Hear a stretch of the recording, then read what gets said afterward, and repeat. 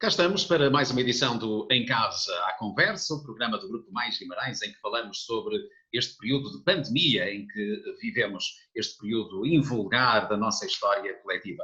Neste espaço, no Em Casa à Conversa, falamos habitualmente com profissionais da área da saúde sobre este momento muito particular e também com outras personalidades vimaranenses que nos revelam outros aspectos desta pandemia e outras alterações ao funcionamento da nossa sociedade relativamente àquilo que nós considerávamos normal. Antes de iniciarmos a conversa de hoje, vou convidá-los a subscreverem o nosso canal no YouTube e também a seguirem o nosso trabalho através da nossa página no Facebook. Vamos à conversa de hoje e hoje ficar a conhecer um pouco melhor a realidade do outro lado do Atlântico, dos Estados Unidos da América, com dois vimaranenses, um que chegou a Portugal em novembro e que a partir daí ficou impossibilitado de regressar à terra do tio Sam, e outro vimaranense que, chegando aos Estados Unidos, se viu obrigado, quase de imediato, a confinar-se também em casa e privado também, tal como nós, do convívio social e das saídas para as ruas e para o convívio com os outros. Vamos à conversa com Ricardo Gonçalves, é Relações Públicas de uma cadeia de restaurantes, a Old Lisbon, em Miami, e também com Carlos Guimarães, é investigador, está do outro lado dos Estados Unidos, portanto em São Francisco. Ricardo, vamos conhecer um pouco dessa história que te coloca em Guimarães e fechado no teu país, na tua cidade, na impossibilidade de regressar aos Estados Unidos. Foi boa tarde a todos, é um prazer estar aqui, muito obrigado pelo convite. É sempre um gosto falar e ter um bocadinho do conforto de estar aqui na minha cidade e com as pessoas que fazem as notícias daqui também, que é o caso do Eliseu, que muito estimo já há alguns anos e que já temos tido algumas interações juntos. O meu caso foi que o meu visto de trabalho, entretanto, caducou. Eu estou com o processo de residência permanente já quase há 3 anos metido nos Estados Unidos, mas como a resposta não chegou a tempo até ao término do meu visto, eu tive que sair e teria que ir a uma entrevista na Embaixada Americana em Paris, que não sei porquê, mas para portugueses e franceses o processo de residência é feito lá. Todos os outros vistos são feitos aqui na Embaixada em Lisboa, já o tinha feito, e entretanto estava a esperar que a coisa se resolvesse mais ou menos em março.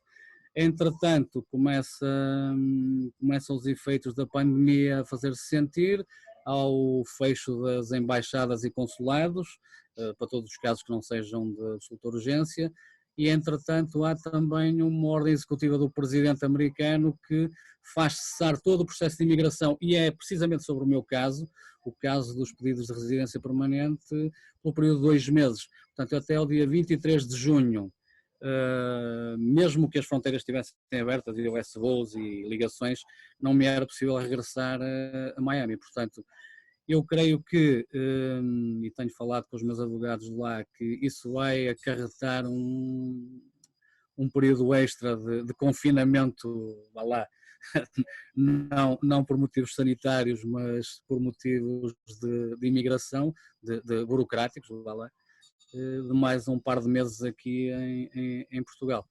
Obviamente, por um lado fico muito contente por estar aqui na minha terra, com a minha família, com os meus amigos e com tudo, mas a minha vida neste momento é lá e isto sempre acarreta alguns prejuízos, não é? Estar cá à espera de regressar ao que tinha feito nos últimos 4, 5 anos, que era estar nos Estados Unidos. Isto para enquadrar só aqui a razão da minha estadia cá. E a situação atual que vive o Carlos, chegou aos Estados Unidos e obrigaram-me a meter-se em casa neste confinamento. Olá, Carlos, como está? Olá, boa tarde, no meu caso bom dia. É verdade, de facto, pronto, brevemente queria só agradecer o convite, porque é sempre um gosto estar em contacto com Portugal e com Guimarães, estando por cá.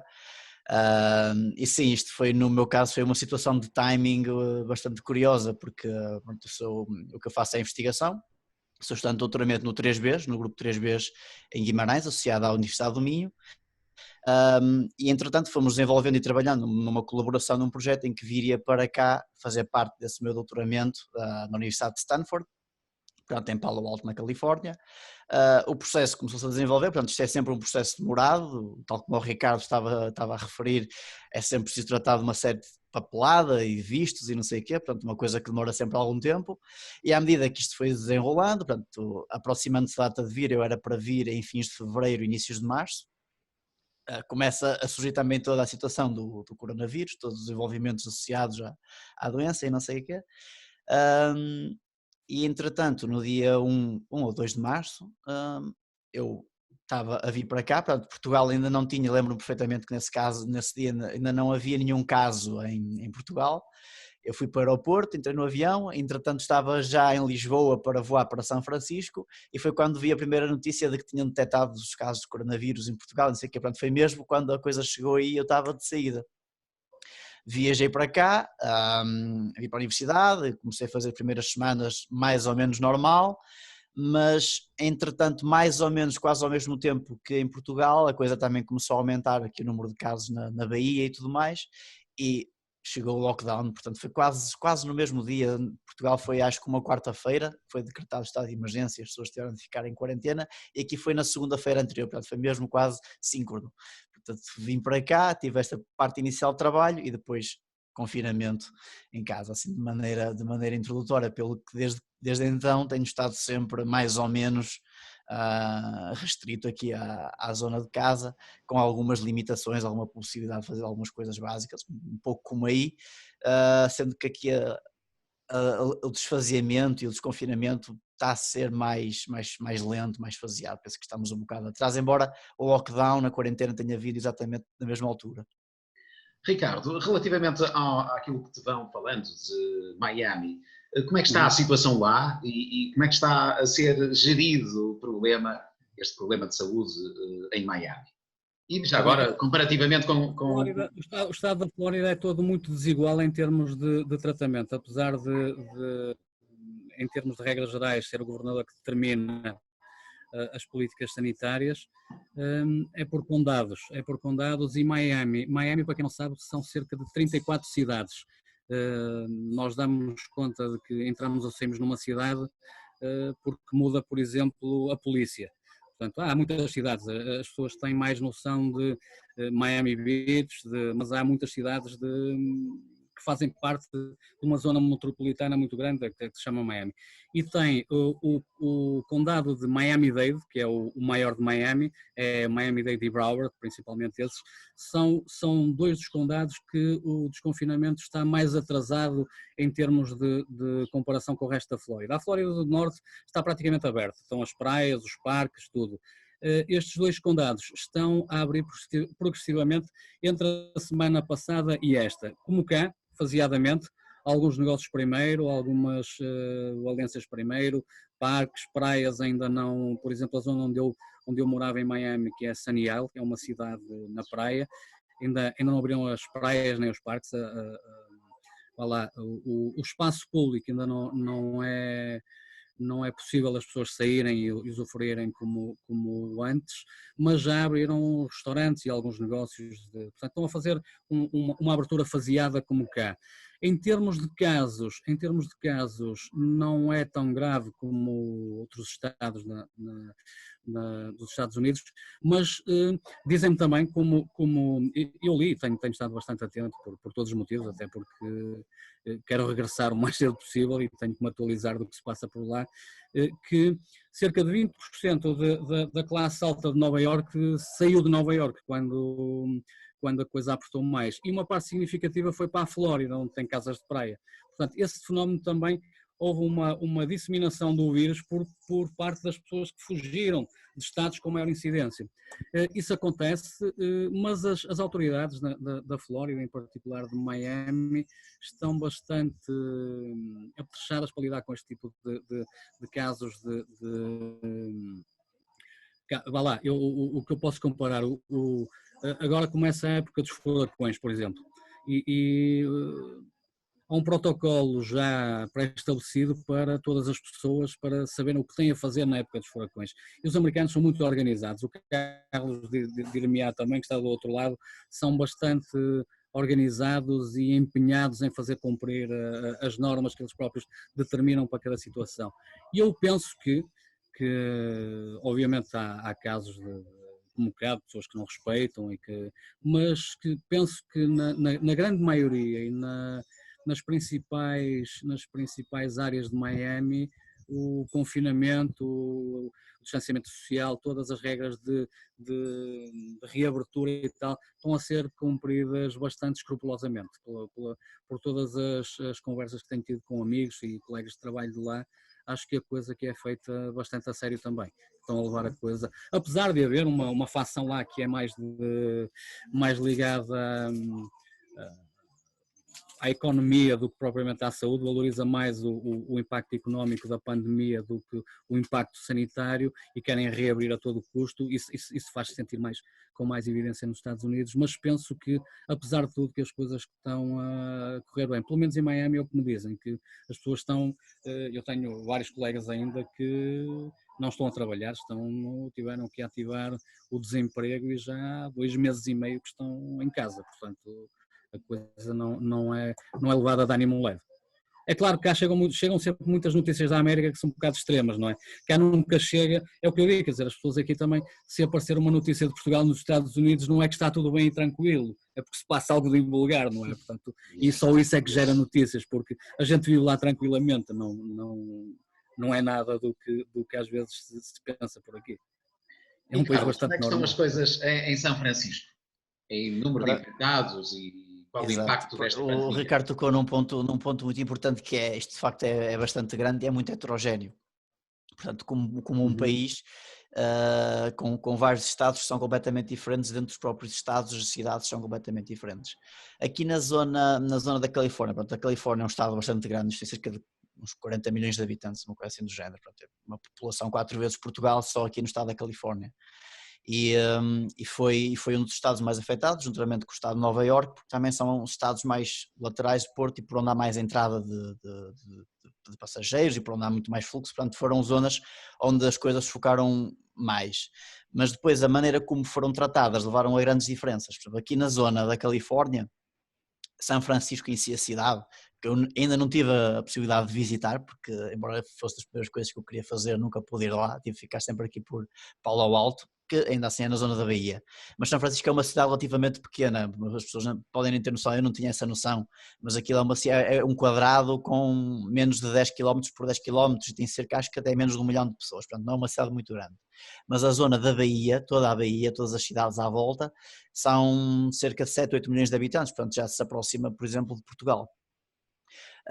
E aqui o que acontece é que efetivamente na zona de São Francisco começou a haver uma grande quantidade de casos, aqui na zona da Bahia por aí fora, mas houve uma prevenção muito cedo, como eu estava a dizer, foi quase até coincidente com Portugal, porque cá o que aconteceu é que, portanto, existem os vários condados aqui da zona da Bahia, mas existe depois também o próprio estado da Califórnia, o governador e oficial de saúde, que desde muito cedo começou a alertar e a forçar ao máximo que as pessoas fossem a lockdown. Portanto, embora houvesse, à semelhança de Nova Iorque, um grande número de casos, as pessoas aqui fecharam, a quarentena começou muito mais cedo, houve uma série de estados que são Santa Clara, São Mateo, que são os estados maiores que abrangem aqui a zona da Universidade de Stanford, Palo Alto e tudo mais, que iniciaram muito cedo esta quarentena e portanto a evolução foi extremamente positiva na zona da Bahia, porque começaram os estados principais, passado alguns dias o governador declarou obrigatório para todo o estado da Califórnia, com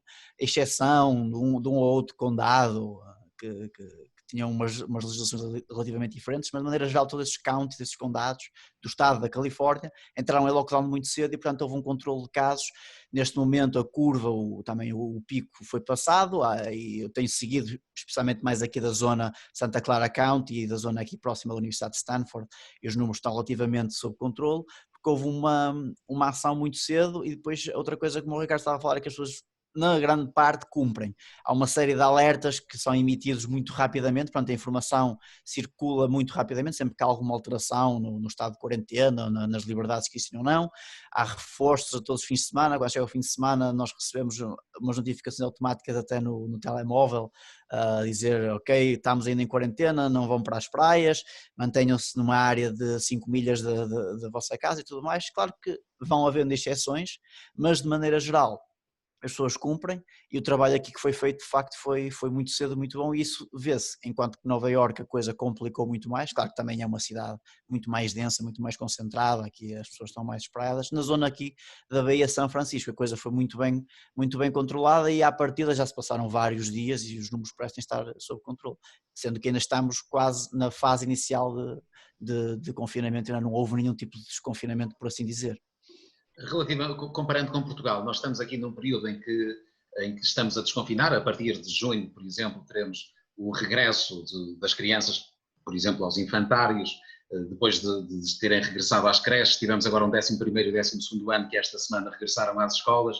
Estas medidas estão já a ser implementadas aí perto de São Francisco? Aqui, por exemplo, está a acontecer o mesmo, mas está a ir mais devagar. Por exemplo, eu li agora que no final, penso que na próxima semana entra na fase 2, ou seja, isto está planeado para ser progredir em 4 fases, fase 1, fase 2, fase 3 e fase 4. A fase 1 é a fase inicial, em que houve alguns negócios que eram não essenciais, que passaram a ser essenciais e a funcionar, e agora para a semana vamos passar à fase 2. E o que é a fase 2? Por exemplo, os restaurantes vão poder abrir e fazer entregas à porta, ou seja, as pessoas vão poder ir ao restaurante, buscar em qualquer lado comida à porta, fazer a chamada curbside delivery, portanto vão poder abrir todos, desde que tenham esse tipo de serviço, ou seja, enquanto que Portugal já está a abrir restaurantes, as pessoas já podem ir lá com algumas limitações, aqui ainda estão só a fazer a abertura generalizada, mas para entregar e para levarem as pessoas a comida. Portanto, está a acontecer o mesmo, mas está a ir mais devagar, ainda não chegámos às mesmas etapas que aí. Ricardo, comparativamente com Miami, o trabalho em Portugal feito pelo governo e pelas instituições locais tem sido bem feito, na tua perspectiva? Eu acho que sim. A minha opinião é que Portugal, vá lá, quer dizer, tem características diferentes, não é comparável, mas para além de Portugal ser bastante mais pequeno e mais fácil de controlar em termos de uma... Nós só temos uma fronteira terrestre, e é uma fronteira bastante pequena, somos um país pequeno, portanto é fácil de controlar. Nós desde o início que só tínhamos 9 entradas autorizadas para a Espanha, que depois foram fechadas, portanto é relativamente fácil fazer aqui um lockdown e fechar o país a esta permeabilidade que fazia com que o vírus se expandisse mais rapidamente. Portanto, isso é um fator, mas tem outros, tem fatores que são, como a gente sabe, tem fatores negativos, tem uma população muito envelhecida, não é? Com fatores de riscos acrescidos. Eu acho que se trabalhou bem, que se atuou nos timings corretos, em função da informação que foi sendo disponibilizada, e que se está a fazer também o desconfinamento com regra. Claro que toda a gente tem receios se isto irá funcionar da forma que está feito, se não é rápido demais, se não estamos a regressar rapidamente demais a uma vida dita normal com tudo isto, mas a única certeza que eu tenho neste processo todo é que ninguém tem certezas absolutas, portanto há que arrepiar caminho e há que ir tentando, porque de uma forma ou outra há muitas pessoas para quem o impacto económico e pessoal disto foi bastante grave. Há muita gente cujo emprego ficou em risco, cujas fontes de rendimento se esgotaram e que tem que rapidamente voltar a trabalhar e a poder ter recursos para sobreviver e para dar de comer à sua família, enfim, quer dizer, não se pode eternizar o problema. Acho que como o primeiro embate e o teste que foi feito à capacidade de resposta dos serviços de saúde, principalmente, foi muito positivo. Eu penso que neste caso, pelo que tenho visto, não há sequer 100 pessoas em unidades de cuidados intensivos a ser ventiladas, portanto é quase residual em termos da capacidade de resposta do sistema de saúde. Acho que sim, que é a forma de o fazer e acho que o Governo tem feito bem. Em termos comparativos, como o Carlos diz, é difícil de comparar porque são realidades diferentes. são 50 estados nos Estados Unidos, os próprios estados têm, são sítios completamente diferentes, quer dizer, há estados que têm capitais de coisas absolutamente de primeiro mundo e depois tem sítios absolutamente agrestes e onde quase não chega a informação, onde não há inclusivamente redes de telemóvel. Portanto, é um país muito grande, muito extenso e com muitas formas de viver diferentes. Portanto, temos tudo, como o Carlos diz, que está em São Francisco, na Califórnia, tem todo tipo de alertas no telemóvel, como eu tinha em Miami, qualquer coisa, há os alertas de rapto de criança, de qualquer coisa, é imediato e são os telemóveis todos ao mesmo tempo, na mesma hora, portanto há uma facilidade de comunicação com os cidadãos muito, muito rápida e imediata, e depois há outros sítios onde não, e há sítios onde as pessoas, quer dizer, têm alguma, são mais resistentes à obediência civil, portanto, há estados onde isso é manifesto e muito. Portanto, não é possível de comparar, se bem que eu acho que, quer num caso, quer no outro, toda a gente está a fazer os possíveis para combater isto da melhor forma que pode. Evidente que com as consequências necessárias que tem uma paragem desta magnitude, quer dizer, para toda a gente. Carlos, em Portugal temos o Serviço Nacional de Saúde, que tem sido elogiado por este comportamento durante a pandemia. Nos Estados Unidos não existe essa realidade, mas a resposta que há nos Estados Unidos tem sido à altura das necessidades deste período? Como é que funcionam as coisas aí, já agora? É incomparável, não é? Há um sistema de saúde que tem falhas graves, não é? E que falha essencialmente para aqueles que não têm capacidade de o pagar e de terem acesso aos seus serviços. Portanto, isto foi aqui uma coisa extremamente atribulada no início, não é? Porque, por um lado, os testes não existiam, não chegavam às pessoas, o presidente dizia que era gratuito e que havia para toda a gente, mas na verdade não era assim e tudo mais.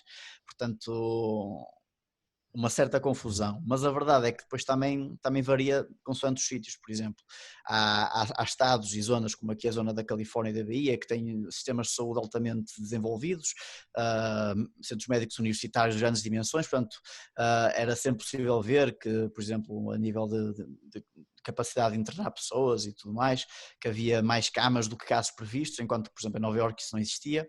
Agora a questão é que, de facto, uma pessoa que aqui fica doente, especialmente se não estiver adaptada ao sistema de saúde, se não tiver um bom seguro de saúde, pode estar em maus lençóis, não é?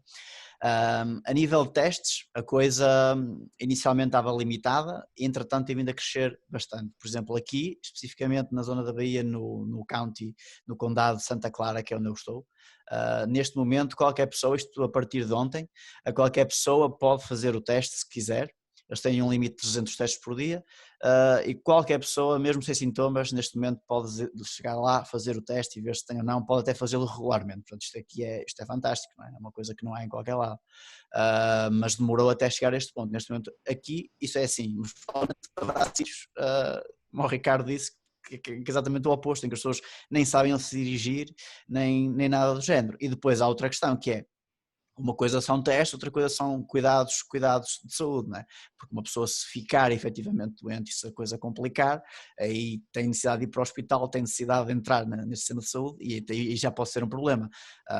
É importantíssimo estar salvaguardado com um bom seguro de saúde que possa eventualmente dar cobertura a grande parte das necessidades, mas vêem-se casos extremamente críticos de pessoas que têm esse problema porque ficam doentes, não são seguradas e portanto quando chegam ao hospital o tratamento para, não é? Houve uma situação de um jovem, penso eu, que morreu neste impasse de, ok, não tem seguro de saúde, não avança para o tratamento, pessoas que já reportaram despesas absurdas porque efetivamente tiveram necessidade de ficar em ventilação 1 ou 2 dias e os valores escalaram, porque é incomparável, efetivamente em Portugal, num país com um sistema de saúde como o nosso que tem falhas, como nós sabemos, mas que é muito mais apto a tratar das pessoas na sua necessidade. Aqui não, portanto, um dos receios efetivamente era esse, e penso que quem está cá e pensa da mesma maneira, que é não apanhar de maneira alguma a doença, porque ninguém quer ter de entrar aqui no sistema de saúde americano e de se arriscar por essas avenidas. A nível de testes, diagnóstico e tudo mais, penso que está a evoluir muito positivamente, especialmente aqui nesta zona, e neste momento é livre para qualquer pessoa de fazer o teste até regularmente e verificar se está ou não com uma potencial infecção. Diria, Ricardo, que é a altura de darmos graças por termos um Serviço Nacional de Saúde, como aquele que temos instalado no nosso país. Exatamente, exatamente. É bom porque é um serviço público, o Serviço Nacional de Saúde, que é universal e tendencialmente gratuito e que é praticamente incomparável com a realidade americana, em que todo o sistema é alicerçado na iniciativa privada, portanto, e na persecução do lucro máximo, há bastantes assimetrias no sistema, há bastantes injustiças e coisas difíceis de compreender para nós. Uma das coisas que surpreende mais é quem esteja fora de um sistema de seguro de saúde ou que tenha algum tipo de apoio para recorrer à medicina em geral, não é só aos hospitais, é aos médicos, à compra de medicamentos, etc. Os valores são absurdos. Eu lembro-me quando cheguei, isto é um exemplo fácil para as pessoas terem uma ideia, um colega meu de trabalho teve um toque qualquer numa canela de trabalhar e foi comprar uma pomada, um analgésico qualquer, penso que era o Riomongel, uma coisa qualquer assim, uma coisa qualquer que é fácil de encontrar cá e lá.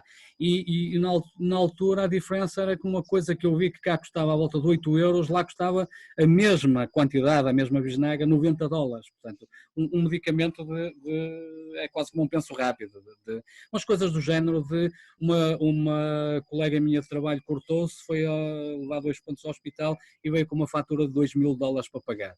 Obviamente que também tem outra coisa que é, há muita hipocrisia no sistema, porque também ninguém fica por atender, eles não deixam morrer as pessoas, ao contrário do que se diz. O que depois há é um renegociar de dívidas, que são dívidas absurdas, porque o Carlos, de certeza dos casos que eu veio, um par de dias de internamento pode resultar numa conta de $100 ou $200.000, assim, uma coisa absurda. Eles depois deixam as pessoas pagar em função dos rendimentos que têm. Portanto, essa minha colega deram-lhe a possibilidade de pagar os $2.000 a pagar $4 por mês ou qualquer coisa, uma coisa está aqui um ruído aqui ao lado. Eu vou tentar parar isto. Mas faz parte, estes diretos da pandemia são assim.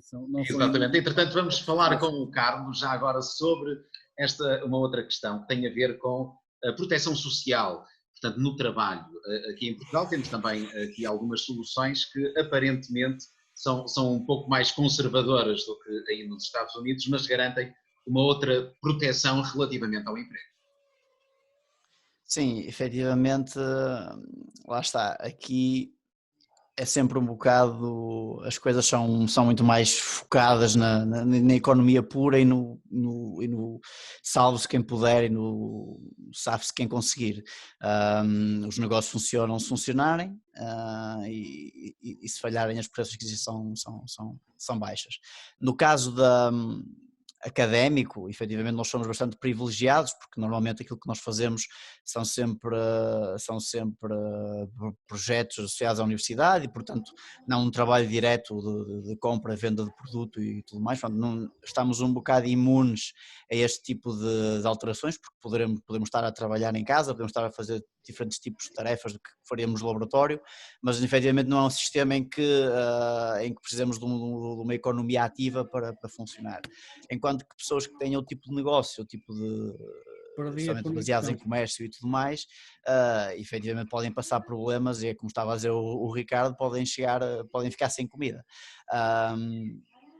Há uma adaptação, nota-se que existe uma adaptação, que as pessoas começam a fazer coisas diferentes e depois também uma espécie porque lá está aqui, o foco é tanto em aproveitar o cenário e em virar as coisas de maneira lucrativa, que efetivamente as pessoas começam-se a readaptar e a mudar completamente modelos de negócio. A questão toda de compra e venda tem vindo cada vez mais a haver pessoas, comerciantes e não sei o quê, que estão a migrar completamente para sistemas de venda ao domicílio, entrega ao domicílio. Todas as rotas, as empresas, por exemplo, a Amazon está completamente sobrecarregada de encomendas, as pessoas não querem sair de casa, não querem fazer compras, portanto estão a sobrecarregar completamente a Amazon, de maneira que eles distribuem, vêm sair panfletos em todo lado, tentar recrutar pessoas para trabalhar para eles, portanto aumentar o número de pessoas que estão a fazer entregas. Há muita gente que começa a trabalhar também associado ao tipo de plataformas para fazer entregas, não só de produtos de alimentação e tudo mais, mas mesmo de algum tipo de farmácia que se possa vender nesse enquadramento. Portanto, há todo um reaproveitamento, mas efetivamente há pessoas que se encontram numa situação um bocado crítica, que não sabem muito bem o que fazer, e por isso é que também vemos uma série de situações em que as pessoas em que se manifestam e que tentam puxar um bocado pelo desconfinamento. Algumas provavelmente poderá ser por desinformação e por não terem, porque isso também existe muito por aqui, mas por outro lado também porque existem pessoas que efetivamente precisam de trabalhar, e porque a proteção sendo inexistente leva a que as pessoas procurem outros meios de obter o seu rendimento, mas não conseguindo, a coisa torna-se problemática. Muito bem, nós vamos ter que cortar aqui um bocadinho porque o Ricardo está a tentar entrar, mas está aqui com alguma dificuldade. Vai entrar pelo iPhone dele agora, em vez do outro. Agora temos 2 vezes o Ricardo. Estou a tentar porque não consigo pelo computador. Mas está a fazer feedback, está a entrar no computador. Já desliguei. Ricardo, consegue virar colocar na horizontal o telemóvel? Sim, sim. Ok. Sim. Sim, está ótimo. Sim, está ótimo. Ok. Portanto, não consigo ver o Carlos. Não consegue? Não. Deve aparecer só uma cara de cada vez quando se fala. É isso, perfeito. Só um instantezinho que eu vou aqui. Ok. E Carlos, Ricardo, agora vamos continuar aqui na proteção social dos desempregados. Eu acho que é um assunto também muito relevante. Ricardo, e então é por isto que nós conseguimos explicar que tínhamos notícias cá, por exemplo, de 42 milhões de desempregados numa semana, esta proteção ao emprego que, no fundo, não existe nos Estados Unidos. Bem, existir existe. O que há é uma disparidade muito grande também entre os Estados e entre as regiões dos Estados Unidos na forma como a proteção ao emprego é feita. Nomeadamente até o próprio nível salarial varia muito consoante os estados. Para terem uma ideia, o salário mínimo na Flórida ronda os $9 a hora e na Califórnia, onde está o Carlos, é superior a 16. Portanto, há logo à partida muitas diferenças em termos daquilo que as pessoas recebem. Há também, e tem sido prática das últimas administrações, dos últimos governadores da Flórida, de tentarem não só complicar o acesso ao chamado Fundo de Desemprego, ou Proteção Social no desemprego, como também a descapitalizar de certa forma o sistema, o que tem tornado difícil e particularmente ingrato para as pessoas que estão que foram apanhadas pela pandemia e que perderam o seu emprego no imediato, que é o caso de alguns colegas meus de trabalho, e que concorreram a essas ajudas logo no início, há 2 meses atrás, e ainda não receberam qualquer apoio. Tenho notícia disso.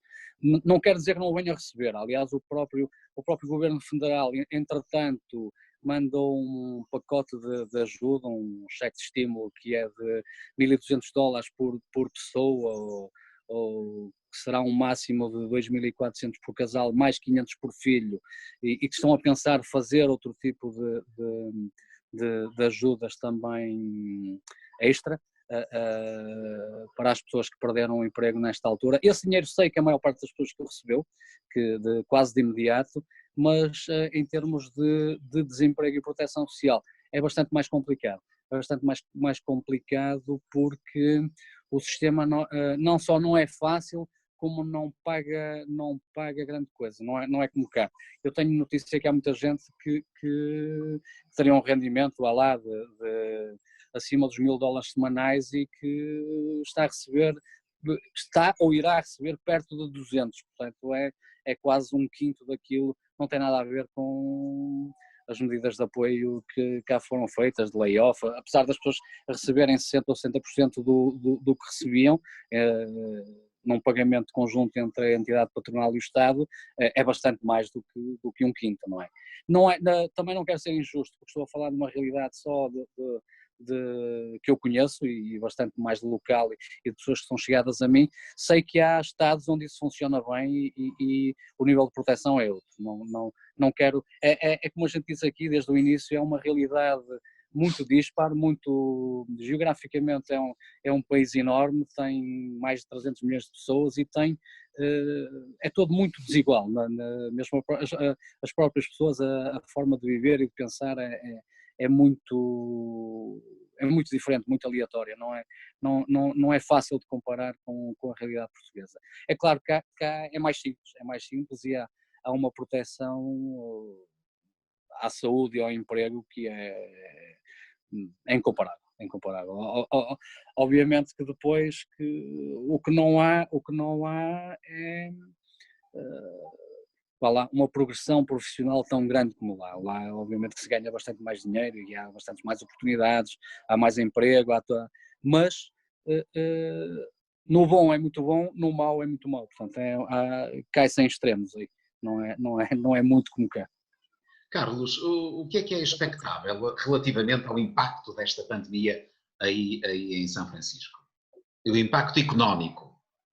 Assim, de facto, as previsões não são muito animadoras, porque quem tenta fazê-las demonstra que de facto poderá ser pior até o impacto económico do que o impacto da doença em si, porque houve muita coisa que efetivamente entrou em stop.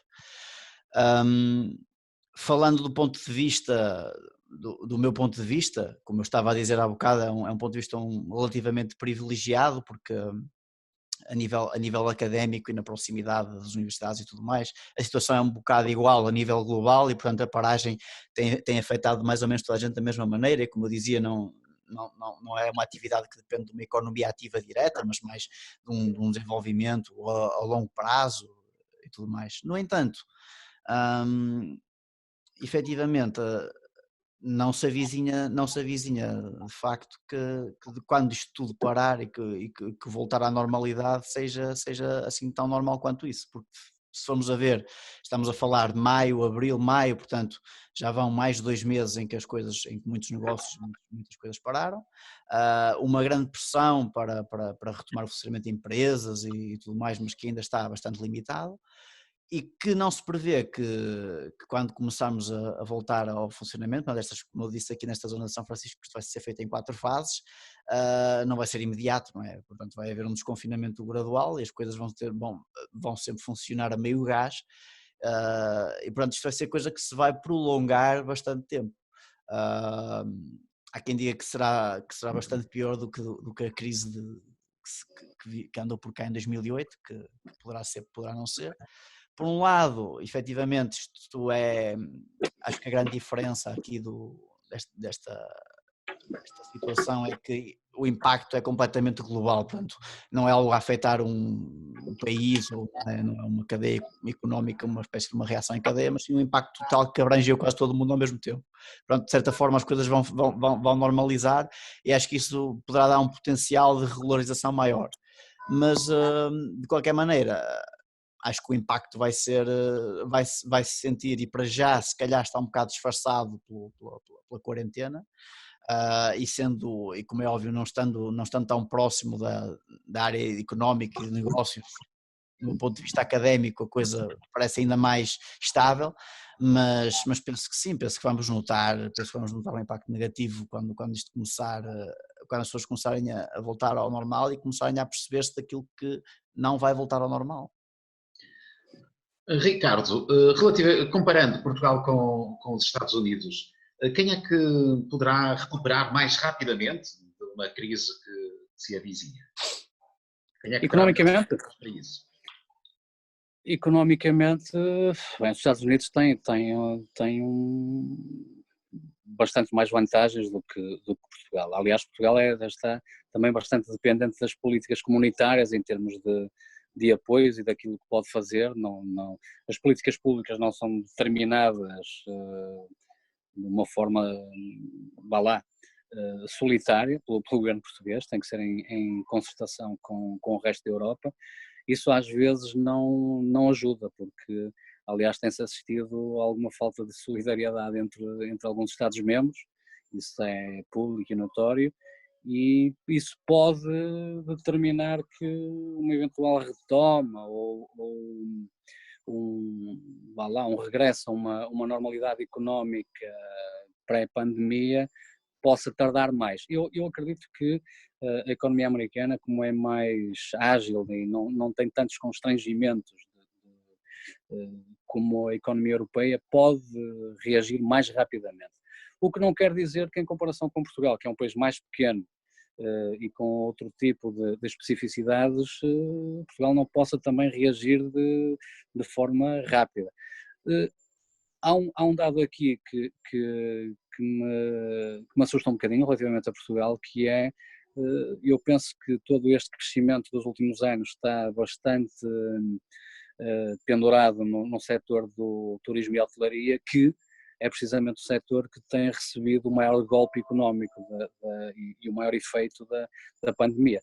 Todo o setor está fechado, não há viagens, não há fluxo de pessoas, não sei neste momento, penso que ninguém estará em condições de prever o que é que irá acontecer com os fluxos de pessoas em férias.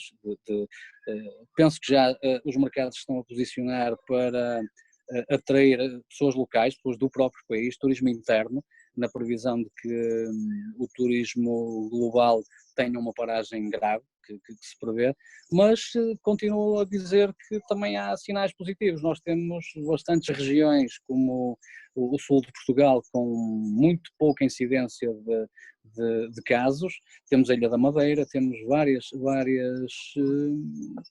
várias vantagens competitivas com alguns concorrentes em termos de turismo. Fazendo uso disso, Portugal pode sair na linha da frente com uma eventual recuperação mais rápida. De qualquer das maneiras, eu também acho que o tecido económico é bastante frágil, é todo alicerçado em pequenos negócios de escala quase familiar, e se as pessoas não tiverem forma de aguentar estes meses que se prevêem um bocado complicados, a coisa pode piorar bastante antes de começar a melhorar. Tendo conhecimento do que se faz do outro lado do Atlântico, de outras realidades, que conselhos, Carlos, é que poderias deixar para, por exemplo, em Guimarães, se iniciar um conjunto de medidas e se aplicarem um conjunto de medidas que nos levem a recuperarmos mais rapidamente de todos os estragos que esta pandemia vai apresentar na nossa economia? Bem, sim, eu acho que efetivamente o mais importante é toda a gente manter mentalmente a ideia de que o sacrifício que tivemos, que se fez e que se continua a fazer até agora é imenso. O isolamento, não só do ponto de vista pessoal, social, mas do ponto de vista económico. Portanto, houve todo um esforço que estivemos a fazer durante estes meses, não é? que não foi fácil e que para alguns mais difícil do que para outros. E que o mais importante agora é que, sim, efetivamente temos de começar a avançar e temos de começar a ter algum regresso ao funcionamento, mas que não podemos deixar que a pressa em chegar lá destrua por completo todo esse sacrifício, porque aquilo que eu penso é que efetivamente esta doença é uma balança bastante sensível e a qualquer momento o prato pode voltar a tombar no lado negativo e termos de voltar a regredir. Portanto, voltar à quarentena, voltar ao lockdown, o que é o pior que pode acontecer. Portanto, eu acho que as pessoas têm de manter em mente que efetivamente houve um grande esforço de muita gente e que não podemos comprometer isso. Portanto, voltar ao funcionamento e gradualmente começar a pôr as coisas a funcionar é fundamental, é necessário, porque efetivamente o impacto económico começa a crescer e a ser maior até do que o da doença, mas que temos de o fazer de forma faseada, de forma bastante bem controlada, seguindo sempre bem aquilo que está a acontecer, e as pessoas têm de manter o cuidado, porque efetivamente usar a máscara pode ser desconfortável, estar afastado das pessoas pode não ser ideal, mas tudo isso é melhor do que voltar atrás e voltarmos a ter meses de quarentena e voltar a regredir. Portanto, eu acho que isso é sem dúvida o mais importante, é pensar que já fizemos imenso esforço e que, portanto, agora para voltar à normalidade e para voltar a ter o funcionamento das coisas, temos de o fazer de forma controlada, com cuidado, seguir muito bem a evolução da potencial reaparecimento, voltar a aumentar números de doença, casos de infecções e tudo mais, para que possamos continuar no sentido positivo do avanço e que não tenhamos de voltar atrás, porque acho que isso é sem dúvida o pior, seria daqui a uns meses, aproximar-se de 2, 3 meses, fim de verão, e temos de voltar a um confinamento geral e voltar e desperdiçar todo este esforço que tivemos. Portanto, houve um esforço imenso, portanto não o desperdicemos, continuemos, avançar sim, mas com cuidado e com a prevenção devida. Acho que isso é sem dúvida o mais importante, não prejudicar tudo aquilo que já foi feito. Nós já a caminho do final desta nossa conversa, tenho de perguntar ao Ricardo se a opinião que a maioria dos portugueses terá sobre os Estados Unidos e a forma como está a ser gerido este processo de pandemia nos Estados Unidos, sendo circunscrita a algumas frases e algumas coisas que o Presidente dos Estados Unidos refira à comunicação social, se isso tem algum reflexo com a realidade que é vivida nesse país imenso, ou de facto a nossa opinião está bastante deturpada por aquilo que vamos vendo na comunicação social? Eu acho que sim, ambas as coisas são verdade. A postura do Presidente é uma coisa, é óbvia, é inegável, a opinião que isso gera nas pessoas é completamente desfavorável, obviamente, mas depois, felizmente, não tem muito a ver com a prática do que é a resposta ao fenómeno em si. Eu como o Carlos e como as pessoas que estão lá a viver, quer dizer, isto é quase como se fossem realidades alternativas. Vemos o senhor a dizer o que lhe sai, não é? A cada momento e coisas que absolutamente incríveis. Nós temos, por exemplo, situações em que ele diz para não confinar e temos estados que estão completamente confinados. Exatamente. Mas é muito errático.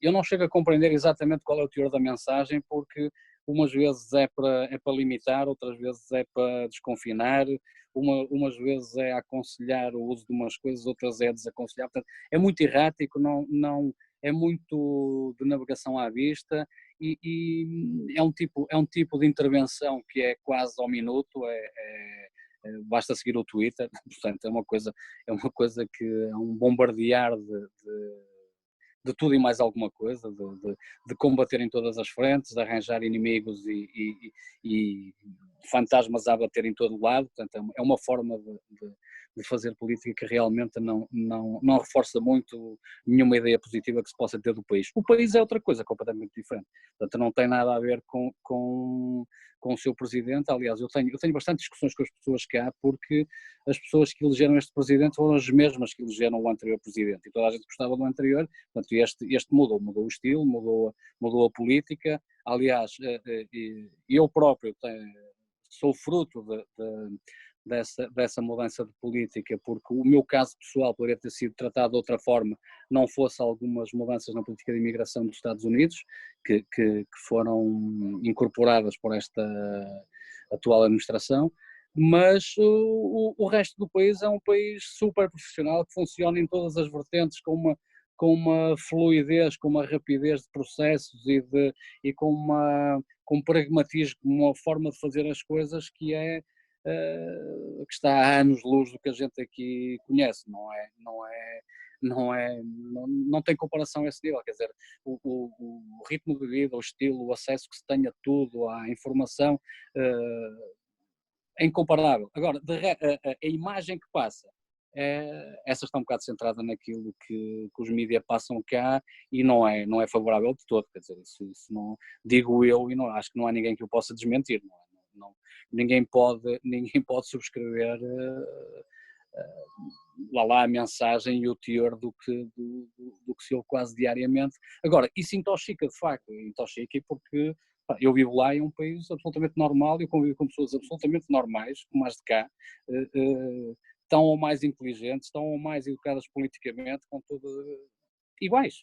São pessoas iguais. Portanto, nós cá também temos, se nós pegarmos nos aspectos negativos de cá e os maximizarmos para fora, as pessoas começam a dizer, pá, em Portugal só há pessoas não recomendáveis, não é? E não é assim, não se pode tomar o todo pela parte, não é? Pelo menos, quer dizer, eu vivo lá e quanto lá regressar de outra forma, não me tenho por masoquista, nem não queria regressar a um sítio onde seria maltratado, onde as pessoas não correspondessem àquilo que eu acho que é um viver saudável e uma sociedade com bons valores e com boas práticas. É esta a realidade que encontraste nos Estados Unidos, Carlos? E já agora colocava-te uma outra questão. Imaginas a Europa num cenário de uma República Federal, num cenário de federalismo como acontece nos Estados Unidos? Assim, quanto à primeira parte, eu concordo com o Ricardo. Isto aqui, a minha visão que eu tenho dos Estados Unidos é que isto é uma máquina gigante, e é uma máquina extremamente bem alinhada, super funcional em que tudo está no sítio. Efetivamente, depois temos o presidente, que é uma coisa extraordinária.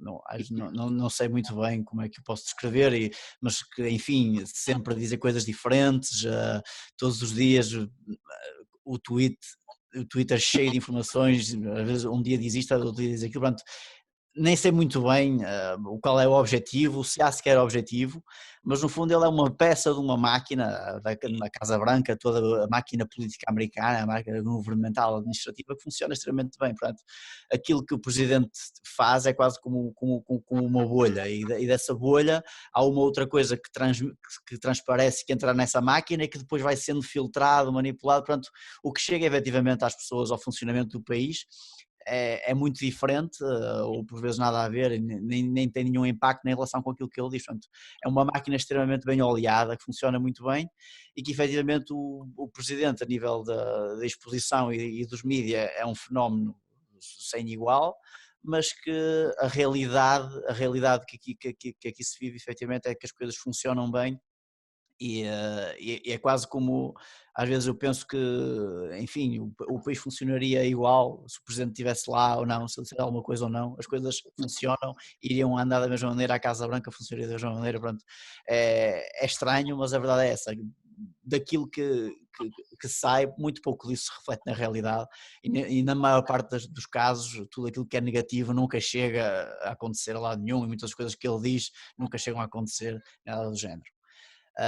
Quanto à segunda resposta, efetivamente a Europa, eu acho que, eu penso nisso, volta e meia penso nisso, se poderíamos ter os Estados Unidos da Europa ou algo assim do género. Eu acho que efetivamente quando se cria a União Europeia e quando se faz todo esse tipo de esforços, a tendência poderia ser essa. Acho que ainda estamos muito longe disso. Acho que ainda há bastante desigualdade, acho que ainda há bastante falta de união por parte dos países da União Europeia. A tendência política atual também não favorece muito esse cenário, não é? Tivemos a situação toda com o Reino Unido, o Brexit e por aí fora. Penso que seria vantajoso e que quanto mais a Europa funcionar como mais a União Europeia faz sentido e mais as coisas poderão ser amplificadas.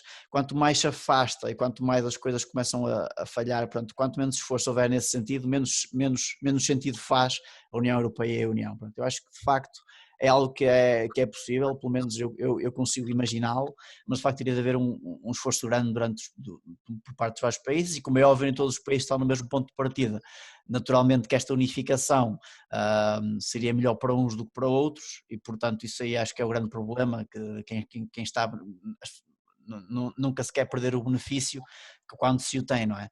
Portanto, se isso efetivamente será alguma vez possível, não sei, mas penso que poderia ser vantajoso e que poderia tornar a Europa potenciar, no fundo, tudo aquilo que temos e levar-nos a um ponto de funcionamento e se calhar a uma máquina tão bem afinada como a que temos aqui, se não até melhor, porque acho que temos muitas coisas que poderiam funcionar melhor do que nos Estados Unidos da América. Ricardo, imaginas a Europa a funcionar num modelo diferente do que tem atualmente e aproximado do que foi aplicado nos Estados Unidos? Imagina, não é difícil. O cenário até, de certa forma, não é tão longínquo quanto isso. Se nós virmos que uma República Federativa é um conjunto de Estados que têm leis próprias e depois obedecem a um conjunto, a um guarda-chuva federal de normas que tocam a todos, já é um bocado o que a Europa faz. É um bocado o que a Europa faz, liberta partes da soberania a cada um dos países que a integram, e outras, nomeadamente na vertente económica, são mais apertadas, não é? Há todos os requisitos relativos ao déficit público, uma série de políticas que são macroeconómicas e decididas centralmente na Europa já. Portanto, de certa forma não é tão difícil imaginar que a Europa se tornasse um Estado federal. Não, é uma questão de uma Constituição Europeia diferente, de um Tratado Europeu diferente, mas não está tão longe quanto isso do que possa ser. A realidade americana é diferente porque é uma realidade mais antiga, funciona de outra maneira. O Brasil também é uma república federativa, há vários exemplos no mundo de Estados que funcionam como uma agregação de entidades mais ou menos autónomas. É uma espécie de regionalização da política. Há sempre um poder central, um poder federal que tem o poder de declarar guerra, tem a política externa, não é tão difícil, não parece tão difícil como isso de comparar as duas realidades, mas também não lhe encontro nem grandes vantagens nem grandes desvantagens relativamente ao modelo atual. A única coisa seria talvez fazer com que fosse mais difícil a desagregação de uma eventual estrutura europeia, como parece ser o caso, como o Carlos disse, e muito bem, a história da saída do Reino Unido da União. Há gente também que diz que uma das consequências do bom ou mau tratamento que a Europa faça desta pandemia, que pode ser uma eventual desagregação também, não é? Portanto, é por aí. Agora não sei exatamente se o modelo funcionaria para além do facto de uma maior integração e de uma maior dificuldade de desagregar, porque de resto, em termos do funcionamento prático, é comparável, porque há nos Estados Unidos, se a gente pensar que, por exemplo, a Califórnia, onde está o Carlos, separada dos Estados Unidos, seria a 7ª potência económica do mundo, e é só um Estado. Há Estados que têm um atraso evidente relativamente, portanto é como a Europa, há Estados que vão à frente e há Estados que estão na cauda, portanto não é tão difícil de comparar e de fazer essa analogia, não, sendo eu que volto a repetir que não encontro assim à partida, mas também não sou um estudioso da matéria, portanto também não me compete a mim dizer se seria o caminho ou não. Muito obrigado, Ricardo. Muito obrigado, Carlos, também por este tempo que nos despenderam para conversarmos acerca da realidade de Portugal, no caso do Ricardo Gonçalves, que está em Portugal desde novembro e ainda não sabe ao certo quando poderá regressar aos Estados Unidos, e no caso do Carlos, que espera desconfinar-se em breve para ir até às ruas de São Francisco e fazer o trabalho que tem a desenvolver aí na universidade. Obrigado aos dois por este testemunho que nos deixaram. Nada, obrigado pelo convite, obrigado. foi um prazer. Esta foi mais uma edição do Em Casa à Conversa. Nós regressaremos na próxima terça-feira com mais um convidado neste programa do Grupo Mais Guimarães. Convidamos-los a subscreverem o nosso canal no YouTube, onde de resto podem assistir aos 32 programas que já realizamos, nestes 32 Em Casa à Conversa com, e a outros programas, a outras rubricas que elaboramos durante este período da pandemia da Covid-19. Podem seguir-nos em maisguimarães.pt também para acompanharem a atualidade vimaranense. Muito obrigado por estarem por aí.